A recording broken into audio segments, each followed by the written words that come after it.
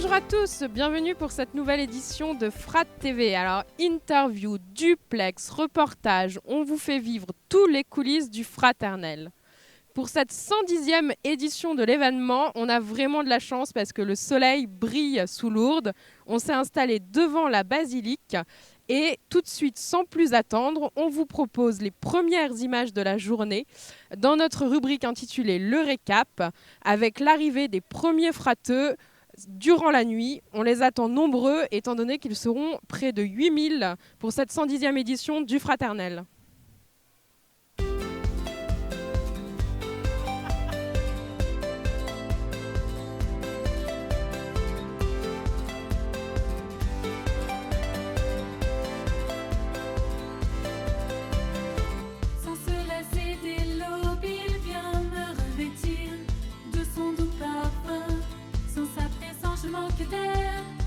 Jésus est celui qui me mène au Père. Point de foi sans fraternité. Nous sommes à l'image de Dieu présent à nos côtés. L'amour seul est à rechercher pour s'accomplir en vérité. Il nous appelle, le Dieu du ciel et de la terre. Un amour éternel. Dieu notre Père, il est fidèle. Quelles que soient nos faiblesses, immense est sa tendresse. Il prend le temps, il nous attend pour nous faire vivre librement.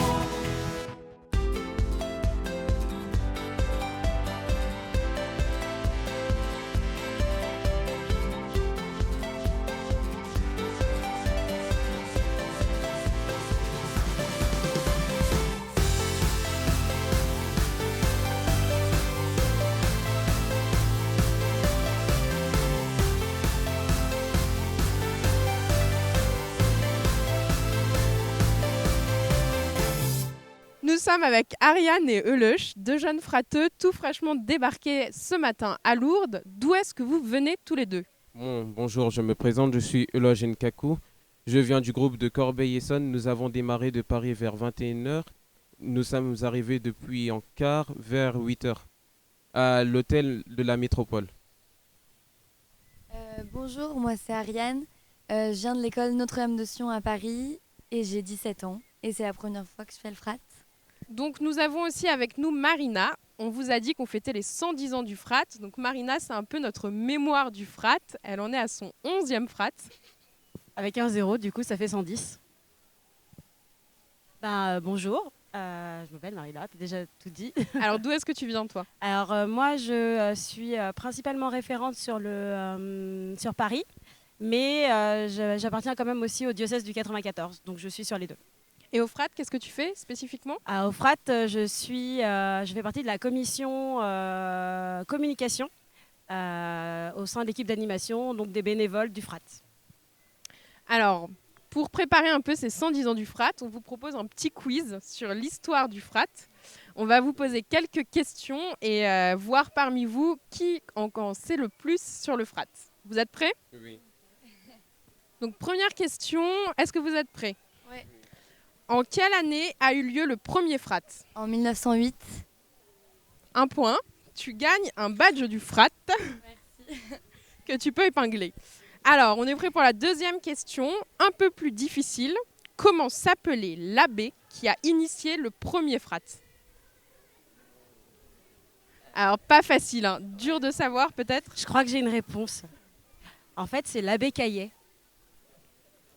C'est un prêtre parisien qui a initié ce petit mouvement de jeunes pour les 100 ans des apparitions de la Vierge Marie à Bernadette et qui a décidé d'emmener ces jeunes ici à Lourdes en pèlerinage. Exactement, bien joué. Alors là, vous allez pouvoir spéculer pour la troisième question. Combien étaient les premiers frateux ? 7000 Pour la première édition du frat, tu penses qu'ils étaient 7000 ?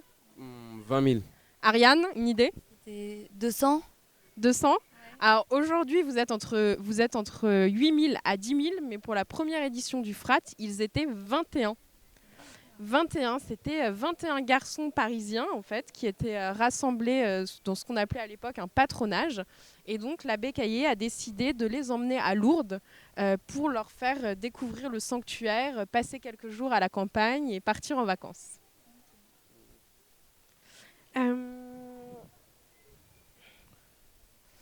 Ok. Donc question suivante. Le Frat a été interrompu 2 fois au cours de son histoire. Donc depuis la première édition en 1908, il y a eu 2 interruptions du Frat. Pourquoi, à votre avis? Qu'est-ce qui a bien pu faire qu'on a arrêté le Frat? Dû peut-être au gros coût excessif d'argent ou à cause des guerres. Bien joué. C'est pas le coût excessif d'argent, mais c'est les guerres. Hein. Pour les 2 guerres mondiales, on a arrêté le Frat parce que voilà, tout le monde était réquisitionné pour aller à la guerre. Les trains étaient aussi réquisitionnés. Donc bravo à toi. Bien vu. Bonne réponse. Alors au début, le Frat, on a dit c'était 21 garçons. Et par la suite, les filles ont rejoint le mouvement. Alors à votre avis, comment s'appelaient les premières fratteuses? Alors, je vous fais 3 propositions. Réponse 1, les Soubirettes. Réponse 2, les Bernadettes. Ou réponse 3, les Claudettes. Les Bernadettes. Les Bernadettes, tu dis quoi, Ariane? Les Bernadettes. Et Marina? c'est exactement ça, les Bernadettes. Et vous savez pourquoi? Comme celle qui a découvert Marie. Bernadette, pour évoquer la fille qui a découvert Marie et pour laquelle on est venu ici. Exactement. Bien joué tous les 2. Alors, question suivante. Combien de diocèses participent au Frat? 40. 40 diocèses? Tu penses, Ariane? Plus 100. Non. Il ne faut pas confondre les diocèses avec les groupes ou les paroisses. Les diocèses, c'est Ivry, c'est Paris, c'est 7. Ah, Presque. alors là, on se rapproche. presque. 8. 8, bonne Exact. réponse. Qui sont en fait les 8 diocèses d'Île-de-France. Le Frat, c'est un rassemblement des jeunes de la province ecclésiale d'Île-de-France. Donc les 8 diocèses d'Île-de-France participent au Frat. Alors, dernière question, question bonus, là aussi vous allez pouvoir spéculer. En quelle année le Frat est-il devenu mixte? En 1940. 1940 à ma droite, Ariane. Je sais pas. Ouais. Non, plus tard, en 1960. Ah, presque, Marina. Alors, je crois que ça va être une colle pour moi aussi. Mais oui, ça doit être plutôt plus après 1960. Je me souviens plus exactement. Exactement, c'est à peu près au moment où les écoles sont devenues mixtes, elles aussi. Donc en 1978, on a rassemblé les frateux et les fratteuses qui, avant ça, étaient séparés en fait. On avait une année les garçons, l'année d'après les filles. Et en 1978, on rassemble tout le monde pour donner le frat que vous connaissez aujourd'hui. Donc voilà, merci à tous les 3 pour votre participation sur ce jeu. Maintenant, je vous propose de découvrir en images un peu plus notre enquête sur les 110 ans du Frat. Dans le cadre de notre enquête sur les 110 ans du Fraternel, nous sommes dans un endroit bien spécial. Alors Marie, on est où ici? Alors ici, nous sommes au service des archives et du patrimoine du sanctuaire de Lourdes. Donc vous voyez ici, on traite aussi les périodiques de Lourdes, c'est-à-dire depuis l'existence du sanctuaire et les apparitions en 1858. Donc on a tous les ouvrages du journal de la grotte, par exemple, donc on archive ici et qui sont disponibles pour les chercheurs ou tout visiteur. Mais notre travail est plus large. On s'occupe de toutes les archives du sanctuaire depuis le début, c'est-à-dire les archives des apparitions, des documents authentiques de Bernadette, etc. Depuis 1858, notre travail est toujours le même, c'est-à-dire qu'on continue d'archiver pour chaque année, garder trace des pèlerinages et de ce qui s'est passé à Lourdes.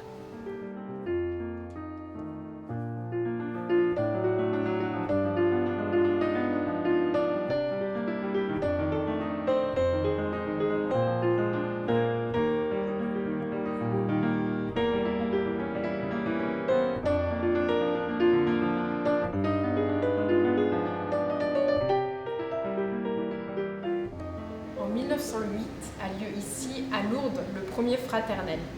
C'est l'abbé Caillé, un vicaire de Paris, qui décide d'emmener en patronage une vingtaine de garçons en vacances pour quelques jours à Lourdes. Alors il ne peut pas se douter de l'ampleur que prendra le phénomène, puisque aujourd'hui on fête les 110 ans de l'événement. La première trace qu'on a retrouvée dans les archives du sanctuaire ici à Lourdes est dans le journal de la grotte de Lourdes, qui date de 1928, dimanche 22 avril, où alors on peut lire dans les colonnes du journal « Nous n'avons pu, dans notre dernier numéro, que signaler l'arrivée du pèlerinage des colonies fraternelles de la jeunesse et des étudiants de Paris. C'est le premier grand pèlerinage de l'année. Il mérite donc une mention toute spéciale dans les colonnes du journal de la grotte. »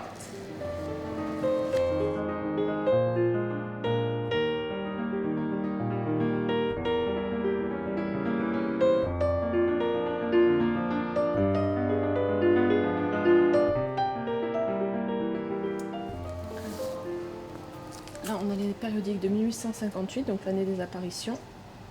Et donc, là, on trouve le journal Le Lavedan, donc le journal local de l'époque, qui est daté du 18 février 1858 et qui évoque donc les événements de Lourdes, comme on les appelait à l'époque, en parlant d'une jeune fille qui a eu des apparitions. Enfin, après, elles n'étaient pas authentifiées à l'époque, mais c'est le journal local qui relate les apparitions. Alors, on est de retour avec Marina, Eulache et Ariane. Les frateux, quand est-ce que vous êtes arrivés, Ariane? Moi, je suis arrivée ce matin vers 8h40, 9h. En bus? Oui. Comment s'est passé le voyage en bus depuis Paris? Alors, on est parti à 21h. Moi, j'ai pas beaucoup dormi, mais il y en a qui ont réussi à dormir pendant le trajet. Eulache, t'as un peu plus dormi, toi, ou pas? Oui, 4 ou 5 fois. Alors, est-ce que vous avez déjà trouvé dans le bus l'ambiance du frat? Ça chantait, c'était sympa?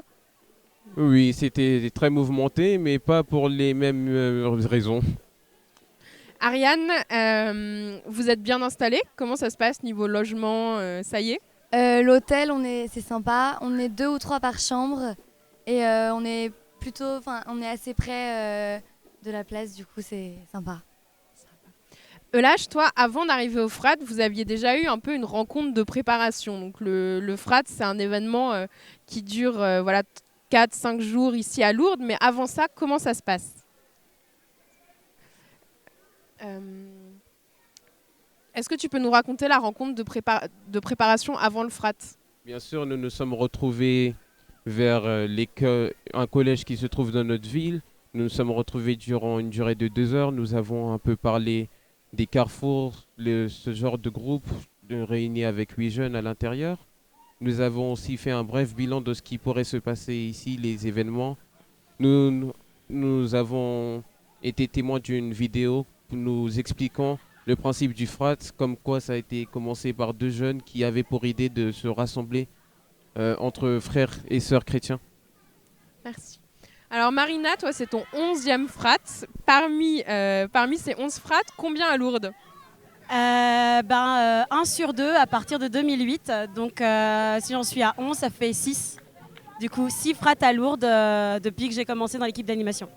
Donc tu reviens encore et encore. Pourquoi? Qu'est-ce que tu viens chercher au frat?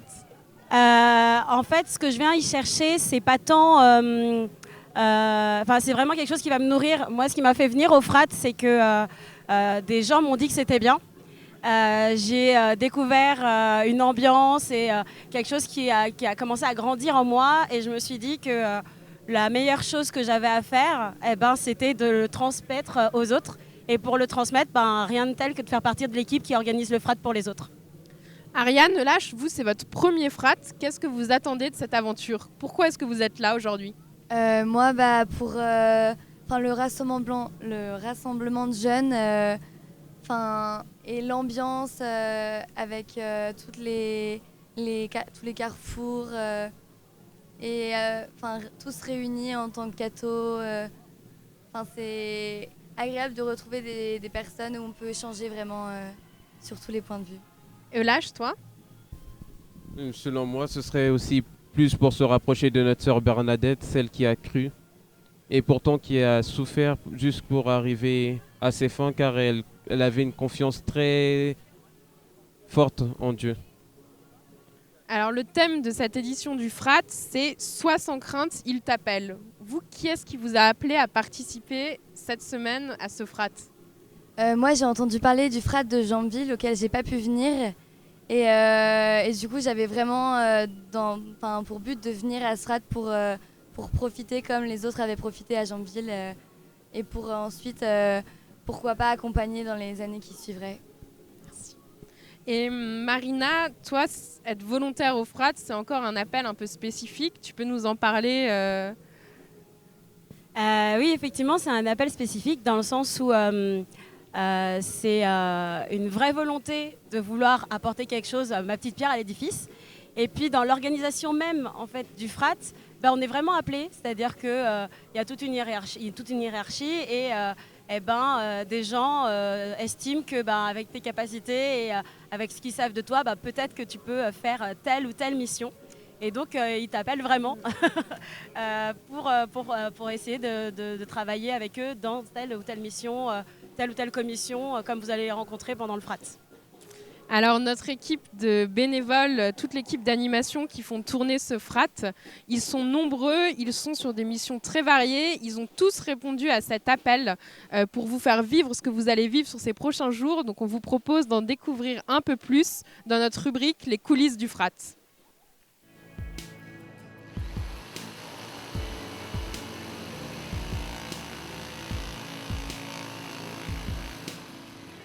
Moi c'est Guillaume et je fais partie de la liturgie des corps. Et on s'occupe donc de faire les décors de P10 et de préparer les célébrations. Alors est-ce que c'est très manuel comme émission? Un peu, ouais. C'est-à-dire qu'il y a pas mal de choses qu'on fait nous-mêmes, parce que finalement on crée, en fait, vraiment on a des idées, on peut les réaliser nous-mêmes. Donc il y a énormément de choses manuelles, il faut penser d'abord et réaliser. Et notamment sur la grosse construction de cette année, donc la construction de l'église qui va évoluer au cours des célébrations. Là, tout est fait directement sous P10. Bien avant les premiers battements de mon cœur, bien avant que je m'éveille à ta douceur, bien avant mes doutes, mes joies et mes douleurs, je rêvais du jour où je pourrais t'aimer.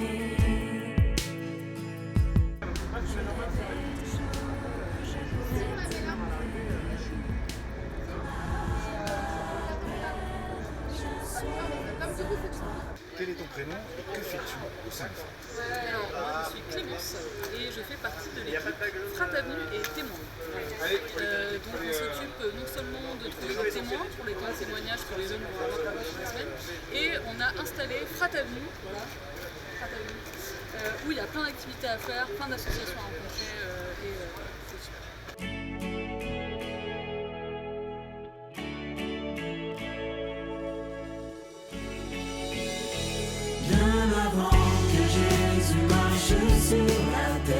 Alors Marina, est-ce que tu peux nous dire un peu quel est ton meilleur souvenir du Frat après ces 11 éditions?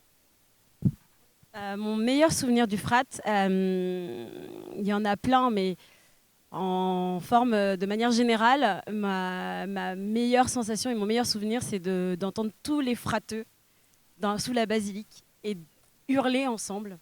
Et ça donne ça donne vraiment des frissons dans tout le corps, quoi. C'est juste génial de se dire qu'ils sont tous là, tous réunis, tous pour la même chose. Ils ne savent pas encore ce qu'ils vont vivre et c'est magnifique. Voilà. Est-ce que tu as des conseils à donner à Ariane Lâche et aux 8000 autres frateux pour vivre un Frat réussi? Kiffez votre life. Non, profitez-en un max. C'est pas partout que ça existe, le Frat. C'est pas tous les ans, c'est pas toute l'année, c'est pas plusieurs fois par an. C'est un événement qu'il faut vivre au moins une fois dans sa vie et qui vous apprend tellement sur vous, sur votre foi, sur votre relation aux autres. Enfin, c'est vraiment un instant important. Merci à tous les trois pour votre participation. Nous, on se retrouve demain à 8h50 pour la prochaine émission de Frat TV. Bonne journée à tous.